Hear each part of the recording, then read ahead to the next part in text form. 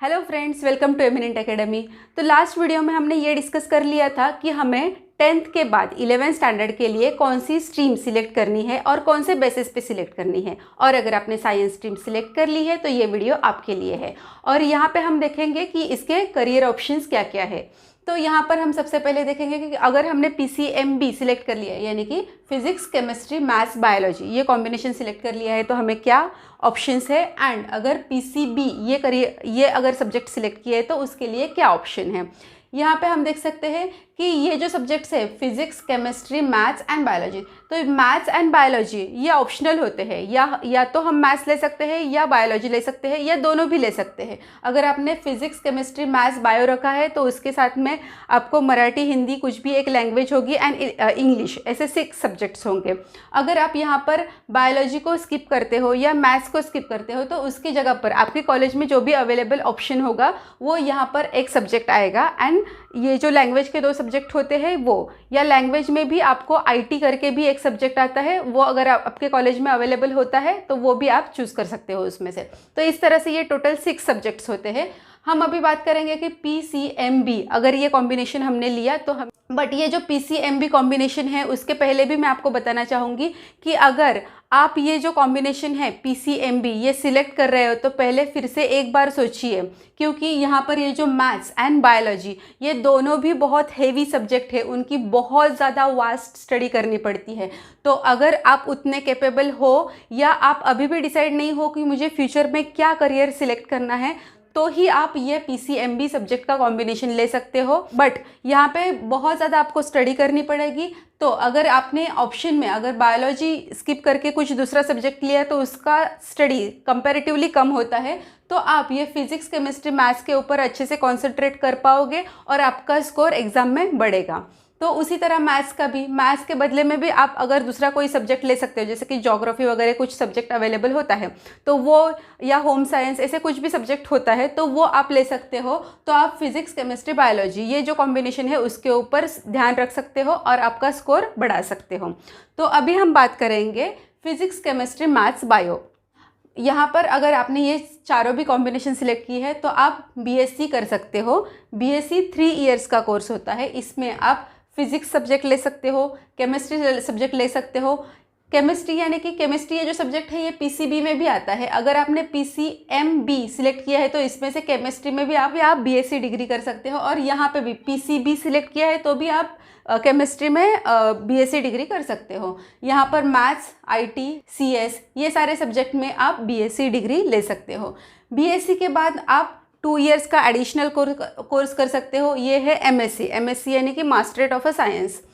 तो ये आप कर सकते हो। यहाँ पे और एक बताना चाहूँगी, BSc इन बायोटेक ये जो कोर्स होता है ये 4 इयर्स का होता है, और 4 इयर्स के बाद 2 इयर्स एक्स्ट्रा अगर आपको मास्टर डिग्री करनी है तो MBA भी कर सकते हो आप, या फिर MSc इन बायोटेक भी कर सकते हो।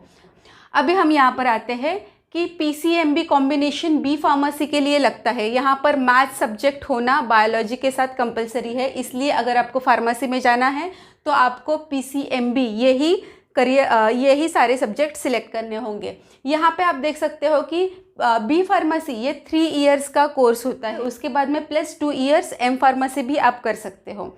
तो ये होने के बाद नेक्स्ट ऑप्शन हम देखते हैं BSc इन एग्रीकल्चर लेके भी आप BSc कर सकते हो अगर आपको खेती में इंटरेस्ट है। तो ये 4 इयर्स का कोर्स होता है, उसके बाद में 2 इयर्स आप इसमें MBA भी कर सकते हो या MSc भी कर सकते हो।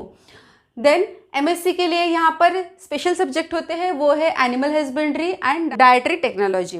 BTech अगर आपको एग्रीकल्चर में करना है तो उसके लिए भी 4 इयर्स का ही कोर्स होता है। यहाँ पे देखो ये BSc एंड BTech ये अलग अलग कोर्सेज है, तो ये भी एग्रीकल्चर का ही है, ये भी एग्रीकल्चर का ही है यहाँ पर, बट डिग्री अलग है। ये BSc डिग्री होती है, ये BTech डिग्री होती है।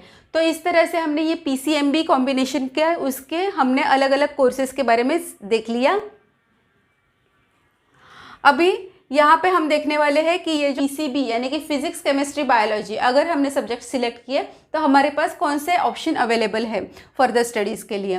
तो यहाँ पे अगर हम BSc लेते हैं तो बॉटनी, माइक्रोबायोलॉजी, जूलॉजी, केमिस्ट्री ये सारे सब्जेक्ट में हम BSc डिग्री कर सकते हैं। BSc डिग्री के बाद 2 इयर्स की हम MSc डिग्री कर सकते हैं, या फिर 2 इयर्स की हम एमएससी डिग्री कर सकते हैं। एमएससी के बाद ये एमफिल एंड पीएचडी, ये आप हायर डिग्रीज के बारे में भी, हायर डिग्रीज की भी स्टडी कर सकते हो। यहाँ पे अगर आपने एमएससी इन बायोटेक्नोलॉजी किया तो उसके बाद 1 ईयर का कोर्स होता है बीटेक का। तो इस तरह से ये अलग अलग ऑप्शंस आपके पास यहाँ पर अवेलेबल है। नेक्स्ट वन इज़, अगर आपने पीसीबी लिया तो उसके बाद आप बीडीएस यानी कि बैचलर ऑफ डेंटल स्टडीज़ यानी कि जो अपने दांत के डॉक्टर होते हैं उनकी जो स्टडीज़ है वो बीडीएस होती है, वो 4 इयर्स का कोर्स है। उसके बाद में अगर आपको मास्टरेट करनी है तो ये एमडीएस करके कोर्स है मास्टरेट का, वो +2 इयर्स एडिशनल कोर्स होता है। अभी पीसीबी ये कॉम्बिनेशन सिलेक्ट करके आप होम साइंस भी कर सकते हो। होम साइंस का जो कोर्स है यानी कि बीएससी जो होम साइंस की है वो 3 इयर्स का कोर्स है। उसके बाद में नेक्स्ट ऑप्शन आता है कि अगर आप पीसीबी ये अगर आपने कॉम्बिनेशन सिलेक्ट कर लिया है तो आप एमबीबीएस के लिए जा सकते हो। यहाँ पर आपको मैथ्स की ज़रूरत नहीं होती है। तो अगर आपको एमबीबीएस के लिए जाना है तो आपको नीट का प्रिपरेशन करना पड़ेगा। नीट के प्रिपरेशन की भी बहुत ज़्यादा स्टडी होती है। तो आपका बर्डन अगर आपको कम करना है और आपने डिसाइड ही कर लिया है कि आपको कोई भी मेडिकल फील्ड में ही जाना है तो अननेसेसरी मैथ्स सब्जेक्ट मत लो, खुद का बर्डन मत बढ़ाओ और यहाँ पर आपको स्टडी करना भी यहाँ पे आसान हो जाएगा। इसलिए अगर आप एमबीबीएस, बीडीएस या कोई भी मेडिकल फील्ड में जाना चाहते हो तो मैथ्स को अवॉइड करो। यहाँ पर ये जो एमबीबीएस है ये 4 इयर्स का कोर्स है। 4 इयर्स का कोर्स होने के बाद यहाँ पर अगर आपको एमडी करनी है तो यहाँ पर ये यहाँ पे अगर आपको एमडी करनी है तो ये 3 इयर्स का कोर्स है। एमडी या फिर आप एमएस जो भी है कर सकते हो, 3 इयर्स का कोर्स है। और एमबीबीएस के बाद अगर आपको ये भी नहीं करना है, ये भी नहीं करना है तो स्पेशल डिप्लोमा का भी कोर्सेस यहाँ पे अवेलेबल होते हैं। उसके बाद में हम यहाँ पर बीएससी इन नर्सिंग भी कर सकते हैं। ये जो कोर्स है ये भी 3 इयर्स का कोर्स होता है। उसके बाद में 12th के बाद हम 2 इयर्स का डिप्लोमा इन नर्सिंग ये कोर्स भी कर सकते हैं। अगर आपको बीएससी करनी है तो ये 3 इयर्स का कोर्स है और 12th के बाद अगर 2 इयर्स का करना है तो यहाँ पर आप डिप्लोमा भी कर सकते हो। 12th होने के बाद 3 to 4.5 इयर्स का ये जो कोर्स होता है ये है पैरामेडिकल कोर्सेज। तो ये भी आप सिलेक्ट कर सकते हो अगर आपने पीसीबी ये कॉम्बिनेशन लिया है तो। उसके बाद जो नेक्स्ट वन है दैट इज़ पीवीएससी यानी कि बैचलर ऑफ वेटरनरी साइंस।